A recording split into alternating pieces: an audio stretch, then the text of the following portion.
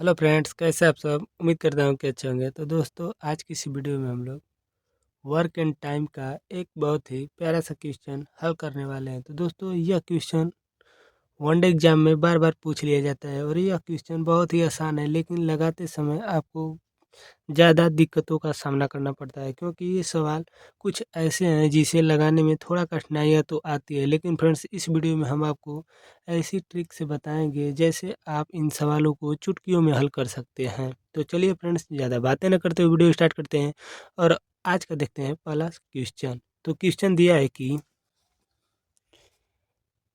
A B C किसी काम को क्रमशः 10, 15, 20 दिन में कर सकते हैं। तीनों ने एक साथ काम प्रारंभ किया, परंतु 2 दिन बाद ए तथा 3 दिन बाद बी ने काम छोड़ दिया। शेष काम सी अकेले कितने दिन में पूरा करेगा। तो दोस्तों, जब भी ऐसे आपको सवाल दिखे जहां पर शेष कामों को पूछा जाए, तो इन सभी सवालों को कैसे आसानी से हल कर सकते हैं, चलिए देखते हैं इस वीडियो में। तो देखिए फ्रेंड्स, कितने लोग हैं। तो यहाँ पर दिया गया है कि ए बी सी यानी कि 3 लोग हैं। तो सबसे पहले तो आप यहाँ पर एक डायग्राम इस तरह बना लीजिए और लिख लीजिए ए बी सी। अब देखिए, ए उस काम को कहा गया है कि ए बी प्लस सी तीनों उस काम को क्रमशः 10 दिन, 15 दिन, 20 दिन में समाप्त कर सकते हैं। यानी कि ए कितने दिन में समाप्त करेगा, तो आप बोलेंगे कि 10 दिन में। और बी उसे कितने दिन में समाप्त करेगा, तो बी करेगा उसे 15 दिन में समाप्त। और सी कितने दिन में करेगा, तो सी उसे 20 दिन में करेगा। लेकिन यहाँ पर कहा गया है कि आप ये बता दीजिए ना कि जो शेष काम बचा है उसे सी अकेले कितने दिन में करेगा। तो सबसे पहले तो फ्रेंड्स, आप इन सभी तीनों की क्षमता निकाल लीजिए। आखिरकार इनकी क्षमता निकाली जाएगी तभी तो पता चलेगा कि उस काम को कितने दिन में हल करेंगे। तो इन सभी का एलसीएम निकाल लीजिए। तो जब आप इन सभी का एलसीएम लेंगे, अर्थात हम कह सकते हैं कि 20, 15 और 10 का जब एलसीएम लेंगे, तो दोस्तों आपका एलसीएम हो जाएगा 60। एलसीएम का मतलब क्या, तो एलसीएम का मतलब ये होता है कि ऐसी संख्या लीजिए जिसमें भाग देने पर इन तीनों से भाग पूरी पूरी चल जाए।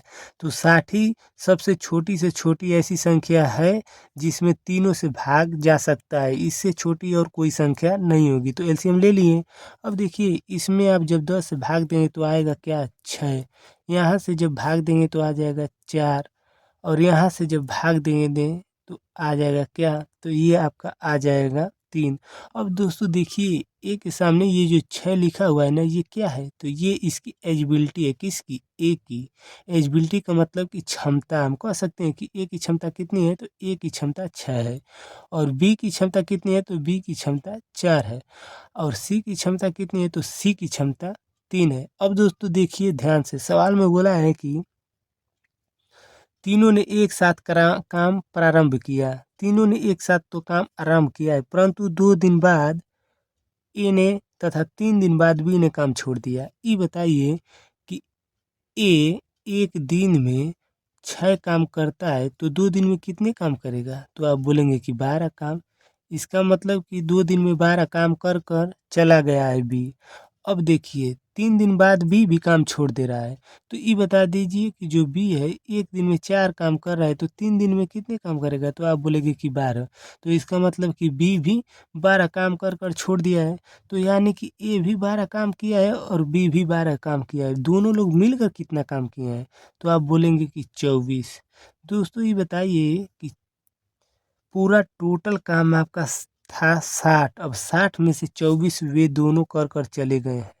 कौन दोनों, तो वहीं ए प्लस बी, यानी कि ए और बी मिलकर 24 काम कर कर चले गए हैं। तो शेष जो काम बचा होगा उसी शेष काम को न सी अकेले पूरा करेगा, अब जितना भी समय लगे।